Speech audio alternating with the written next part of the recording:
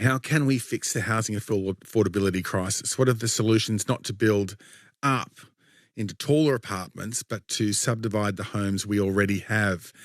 So there's this new report out today that reckons that we can create around 1 million new homes in our major cities if we made it easier for homes to become dual occupancies. So I suppose when you say that, you'd think townhouses or terraces, even low-rise apartments. It's called gentle density. Now, that is a potential word of the year. What are you doing there? Well, it's doing a bit of gentle density, actually. It's policy. It's evidently worked in Auckland, and they reckon it might work here as well. A new report comes in from public policy think tank, the new report comes in from the Committee for Economic Development of Australia, that's CEDA, and they're senior economist, and the author of the report is Danica Adams. She joins me now. G'day, Danica. How's it going? You there? Oh, Danica. How are you going, Danica? Good, thank you. How are you doing? I'm very well, thank you. I'm the fill-in today, and there's button issues. You know, there's a whole 2 phone lines. Imagine being, like a phone operator in the olden days when there were thousands of them. So, look, tell us about what they're up to in Auckland and this gentle density. Oh, there you are. Sorry, start again.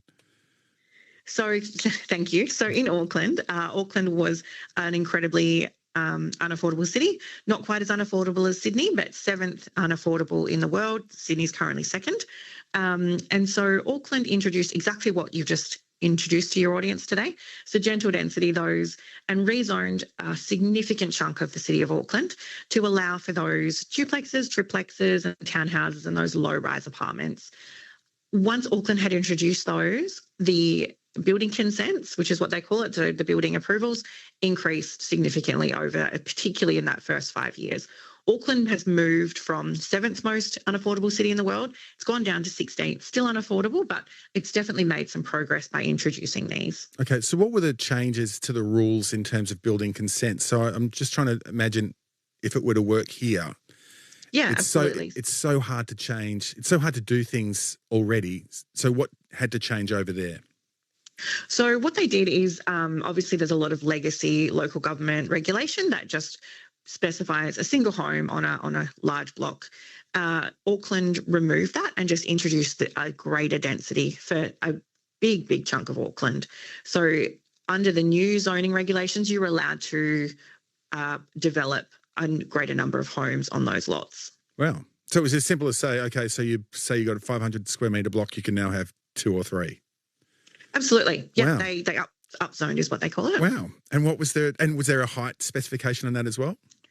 They do cap out to be around 5 or 6 stories of an apartment, but most of them are the duplexes and triplexes and townhouse. Okay. So this is areas where it's just all, 1 or 2 story houses, and they said, okay, we can now go to 7 stories apartments. A lot of the before and after photos are actually those single bungalow homes that then have moved into a number of homes on that same lot. Wow. And what was the reaction when it first started, when the idea was mooted? Look, the reaction is anecdotal. There isn't a lot of evidence that tells us what happened. We do know in some areas there was resistance, as there would be in all the rest of the country, Sydney in particular. But we have seen that the house price growth has slowed, which is really important, and the number of homes available has increased, which is key here. Right. Did they have a program of how many houses they wanted to build, but in how much time, and were they able to hit those numbers, given that we're like a long way behind where the government has said we would like to be? They just removed the restrictions, and the market determined that there was all this extra need and it was able to be built. So there wasn't necessarily a target like we have in Australia, the 1.2 million well-located homes. They let it happen organically. Wow. Is that the way to do it, do you think? I think it's really about providing choice, and that's exactly what Auckland did. They removed those really restrictive single home zoning and just allowed people to build what they wanted to build. And obviously some people opted out and left their homes as they lived in them currently. But there was also a lot of movement towards the higher density, that medium gentle density. Okay, and so for those who went to the medium, to the gentle density, that's obviously would have been a financial bonus for them, I'm guessing. Would they have to be the Yeah. developers, or would they just sell the land and the developers would come in? It is done both ways. So certainly, if as a homeowner, if your block is zoned from a single to multiple, then your land increases in value. I think I've just seen recently a block in Sydney, the super block, that was joined together and sold for a huge amount of money. Yeah. So obviously, when you're able to develop them, the price does increase, the value does increase. Okay. Was it fractious in a community sense? I mean, I can't imagine someone goes, you know, your neighbour Barry sells his place and a block of flats goes up. I can't see that would be an easy emotional time for a neighbourhood. Look, I think anecdotally, again, it's certainly not something I can tell you with certainty. There were pockets of resistance, but overall, it has been quite a success. All right. What about yard sizes and grass and trees and things like that? Is that a factor? So I think when you plan, you need to plan well. So we're certainly not saying increased density above all else. A good planning done well includes those amenity values, and you can see that when you look at the outer suburban developments, the new ones now, is that they are much denser, but they're well planned. So that the greenery's there, the parks and the amenities are there. So we know we can do it well. We just haven't done it closer to our CBDs and our amenities. All right. And it would definitely be a matter of having infrastructure nearby, because that's part of the bonus, isn't it? You say, here we've got an area, we've got shops, we've got the sporting fields, we've got all these things already here now. So that's why it would be a good reason to do it in this area as opposed to building a whole new suburb out in, farmland in the middle of nowhere. Yeah, absolutely. All of the amenities are much closer to the CBDs. There are the schools, the hospitals, the transport links, exactly what you've just said. And it's where people want to live. They want to live close. A lot of, especially younger people, want to live closer to that action. And we've already got the infrastructure there that we can take advantage of, like you just said, rather than building it from scratch out further away. Okay. Now, just going to a text, Leanne Newcastle says, dual occupancy seems to be a planning nightmare. Says, I've looked at it a couple of times for different properties. The main issues are size restrictions, requirements for private open space, the issue with overlooking, ugly screens, blah, blah, blah, on it goes. So the person in the primary residence can lose their view as well. So how do we, in a society that just feels like everyone's got to have what they want, how do we change that?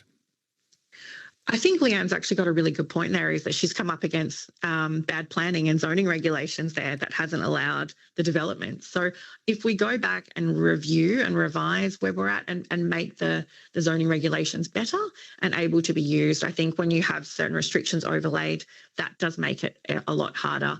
What's really important about this version of density is that we do give people a choice, because often we only hear the incumbent's voice, the people who already live there, but we don't have any consideration for the people who might want to live there but currently don't. So we really just want to make sure we give everyone a voice and a choice. Yeah, okay. So now I'm thinking, I know this is the wrong question.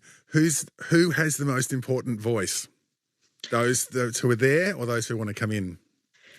Look, we would like everyone to have a voice. Yeah. At the moment, if you currently live in an area, your local government is likely to listen to your voice more.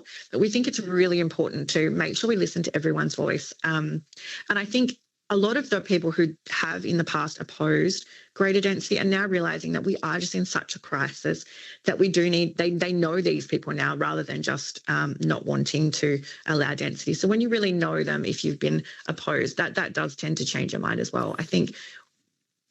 Okay. What about for the people, I don't know, I think about my parents, and I mean, they've definitely downsized now, but I know for a long time they had a house that we're 5 kids and we could go and visit, have family Christmases or birthdays or celebrations, and the move to push, I don't know, I want older people out of their big homes where there's just 2 of them, that are saving those homes for those special moments. I mean, they have lived there for a long time. How do we sort of get them over the line, if that's the right way to do it, or do they just have a right to be there, forever? Look, they do have a right to be there forever. I think what I really love about that situation, exactly what you just said, I do think about my own grandparents for those. And I think what would be incredible, particularly as they age, would be a smaller placed out the back, then they've got that extra company. They've got, it might be a family member or a younger person, and they've got that extra interaction and company. So I think there's certainly, I mean, we're definitely not saying kick people out of their homes, but I think there are options for sure that really, if someone does want to age in place and live in their home, then that's absolutely their right. But there are options again to, I'm assuming the big 5-bedroom house has a big yard as well. So there's options there. Okay, and just with it, so things like the yards and the green space, do we? And I mean, I know you alluded to it earlier. How do we hold the green space within the houses? Because obviously, one of the nice things about suburbs that are established are the fact that there are trees and there is grass and there is nice places to actually sit within and be within each home.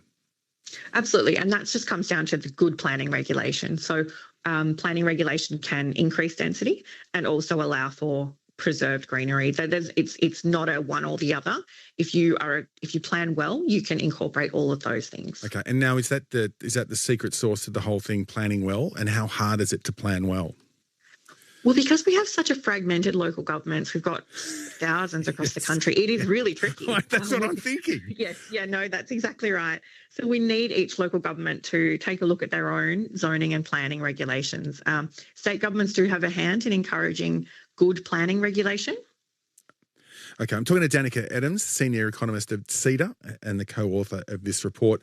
We get on text that would be a great option for suburbs like Haberfield. Have you had a chance to actually look around the cities and isolate great suburbs where this is possible and where you could maybe take those to the local councils? Yeah, look, there is almost every city and kind of major regional centre has a ring around the CBD. They were the original larger established suburbs. They were established before quite a number of years ago, and they're the ones with those big blocks and a single house on them and legacy regulation, which only allows for a single home. And each city is the same. Each city has this beautiful ring around it that we could easily increase the zoning and increase those houses. Yeah, Carol on the text has just added that in the Emu Plains, all the old homes are being purchased and demolished to build mansions. And I think that's something we're definitely seeing. So we're seeing these beautiful old, smaller homes, demolished, but just bigger single homes in their place. Yeah, we would love to see multiple homes going. If they do demolish these beautiful existing homes, multiple homes should be in their place, or retain the existing heritage home and add an additional one. Okay, so how do you transplant the New Zealand idea to here? We look at our zoning and our regulations. That's really what stops a lot of development in a lot of local governments across the country.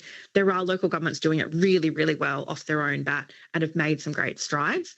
But there are also some resistant local governments that are not getting anywhere, not meeting their targets, or even looking at fulfilling a target. Yeah, there's a lot. There's a lot going on. There's a lot going on in text as well, and everything from means testing to sizes. So, Danica, terrific to talk to you. Thanks for your time and well done on the report. Thanks so much. Good stuff. Thank Danica you. Adams, Senior Economist at CEDA.